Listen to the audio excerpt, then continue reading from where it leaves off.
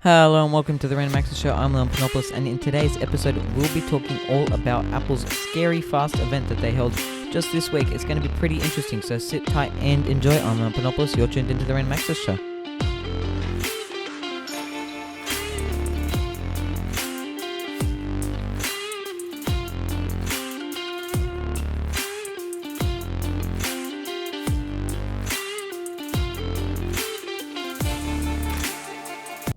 Hello and welcome to the Random Access Show.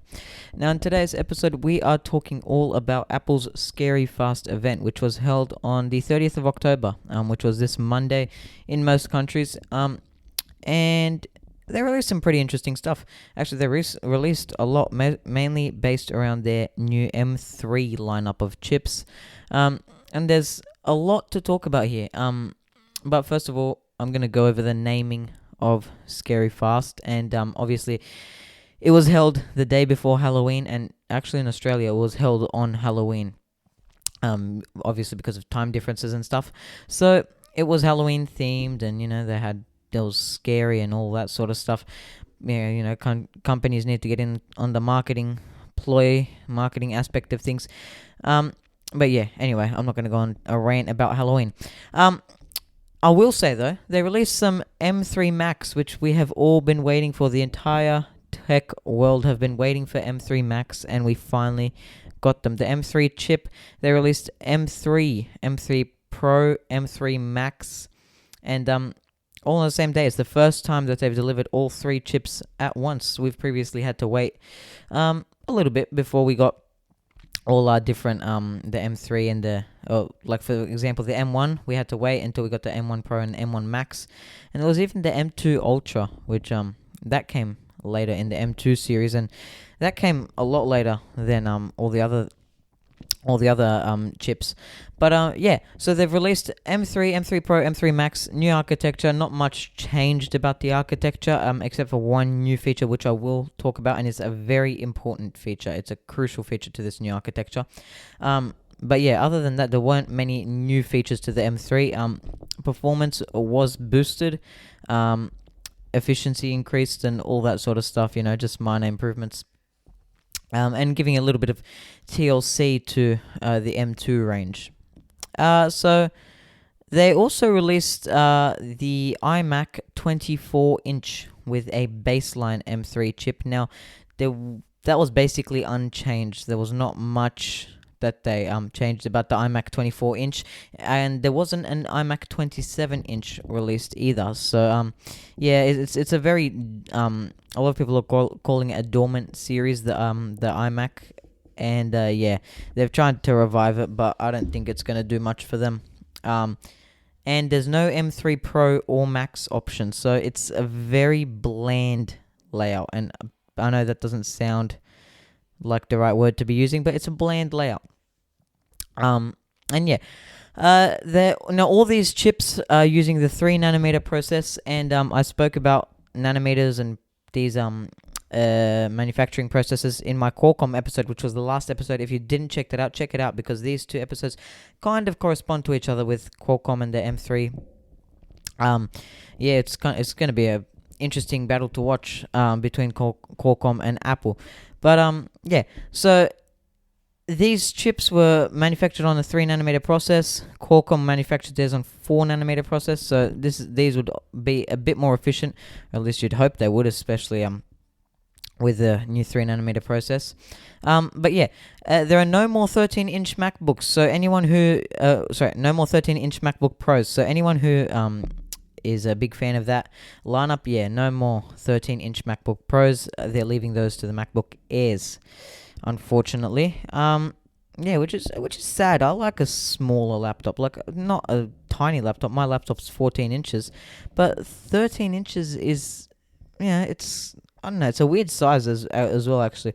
But it's kind of a bit of a sweet spot. I actually like 13, 14-inch Mac laptops. Now let's go through the quick specs of the M3 lineup. So M3, you have the baseline M3, which has an 8-core CPU and a 10-core GPU. at its very base. On the M3 Pro, you have a 12-core CPU and an 18-core CPU.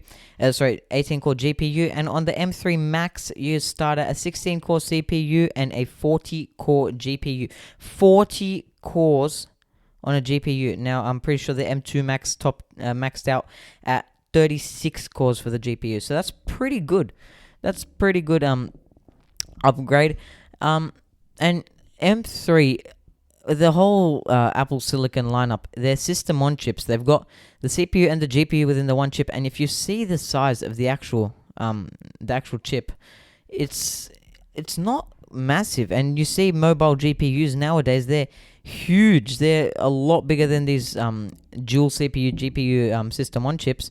So Apple's obviously doing something right for efficiency and for performance, because they're not compromising either. And I don't usually, if you've listened to a lot, especially my early episodes, you know that I do not like Macs, but I'm starting to warm up to them. And I don't like the fact that I've said that, but I'm starting to warm up to them, especially with new Apple Silicon and all that sort of stuff. Now, the top-level M3 Max supports up to 128 gigabytes of unified memory. 128 gigabytes of memory to share between the GPU and the CPU and the rest of the computer. That's a lot of memory. Even if you're sharing it between all your resources, that's a lot of memory. And that's actually a good thing. It's a very good thing because, we don't see that much memory in any laptop. And if you're going to buy a laptop now, or even a desktop, 128 gigs. I've built my new PC 3-4 months ago. I've got 32 gigs in this. 32 gigs of memory, which, by the way, I've had to return. And Corsair, if you're listening, I'm still waiting for that return. But yeah, 32 gigs of memory I've got in this PC. 128 gigs of unified memory. All right, say you split that half between the GPU and the rest of the computer. That's still 64 gigs of memory left to the rest of the computer, the rest of the resources. That is pretty good. That's very good, actually. But yeah, we're gonna stay on the GPU for a second because this is this crucial feature that I was talking about that is changing the architecture. It is extremely good. It's gonna change the whole thing. It's a new GPU feature called dynamic caching. Now, caching. I don't know. I know it's cache, but is it dynamic caching or dynamic caching? I'm gonna call it dynamic caching. It sounds better.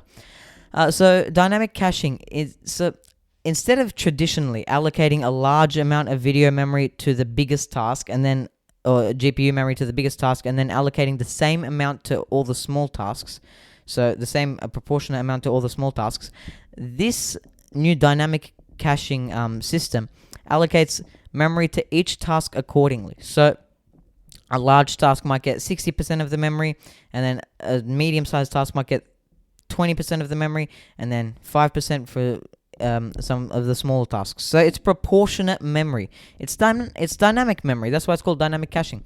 And it's a very, very smart technology, especially since developers do not have to do anything. They don't have to change their software up. They don't have to change their code at all. All they have to do is launch their app. It is that easy. It's gonna work on its own. It's gonna work intuitively, and yeah, we'll see if it actually works. I'm predicting that there are gonna be some issues with this system because I don't reckon it will be compatible with especially a lot of earlier apps. I don't know. I'm just predicting, but yeah, I think it might need some fine tuning. But knowing Apple, they're known for quality, or I suppose not as much in iPhones, but in within your Apple Silicon, they're known for quality, and they haven't released Apple Silicon that has really had big issues with it at all. So I'm hoping this dynamic caching actually works on the first go, but I don't know. We'll see. We'll have to wait and see. And on performance, the neural engine, which is the AI machine learning part of the system on chip, is reportedly 60% faster than the M1 class of neural engines. So we don't know the relative growth or increase in performance to the M2 class, but we know that it's 60% faster than M1, which is kind of deceptive because M1 was released almost 3 years ago now. But yeah, we'll have to wait and see to compare this whole new range of technology to previous ranges of Apple technology and to previous ranges of other technology, to Intel's CPUs and AMD CPUs, but I'm assuming that they're both going to be smashed out of the ballpark. Battery life hasn't really improved, if at all. It's at 22 hours with video and 15 hours when browsing the web, according to TechRadar. So it's very good, but it hasn't improved, which I don't know what to think about that. I suppose you're getting better performance and better efficiency for the same amount of battery life, which is pretty good. But yeah, not much to speak about in terms of battery. And we'll end on MacBook Pros. They haven't been redesigned at all. They're basically using the same chassis. They're basically using the same hardware, same panel, same camera, same keyboard, same trackpad, etc., etc. Same speaker system. The same amount of Thunderbolt ports, which I'm actually going to talk about Thunderbolt ports in a second. But all the specs for the hardware are the same, except for obviously the components within the storage and the obviously the addition of M3. All the external components, I'd say, are pretty much the exact same. It hasn't been redesigned. There's only one new color, which is space black, and that's actually fingerprint resistant, according to the same TechRadar article. The author kept trying to get his fingerprint to stay on the actual on the space black MacBook, but it wouldn't work. So that's pretty good. I want to know how they've designed that, because I'm assuming there was a lot of chemicals involved and a lot of science involved in that. And yeah, it would be pretty interesting to figure out how they've done that. But yeah, I'm going to talk about Thunderbolt ports now for a second, because I love all the traditional ports. USB-A, headphone jack, and I had a rant about headphone jacks on my very first episode. But yeah, I love all the traditional ports, and Thunderbolt ports on MacBooks. That is one of my biggest complaints with the MacBook. That's probably why I wouldn't buy a MacBook, because it means that I've got no traditional USB ports. If I'm going to connect my mouse, if I'm going to connect my keyboard, if I'm going to connect most things, I'm going to need a USB a USB-C to USB-A adapter, and that is going to be really annoying. That's an extra cost. That's an extra thing that you need to carry around with you, and it's really annoying.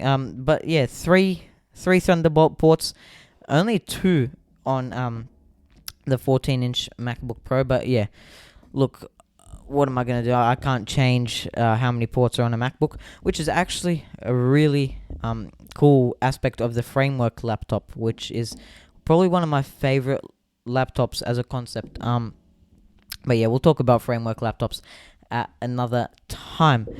That's all for today on the Random Access Show. However, make sure to check out our YouTube channel, our WhatsApp, and our Discord communities. I'm constantly posting updates, and they're not annoying because you won't get notifications for them. But I'm constantly posting updates about content, about everything. Check out our YouTube channel, and make sure to check out any episodes that you have not already listened to. And send in a voice message about anything. If you have a tech problem, if you have a news article that you've heard about, if there's anything that you want to talk about in terms of tech, send in a voice message. There's a link in the description of every episode that Spotify automatically includes for me. So all you need to do is click that link, and you can send through a voice message. Choose to remain anonymous, or you can say your name. It really doesn't matter to me. But yeah, I'm Leon Panopoulos. Thanks for listening to the Random Access Show. Have a great weekend.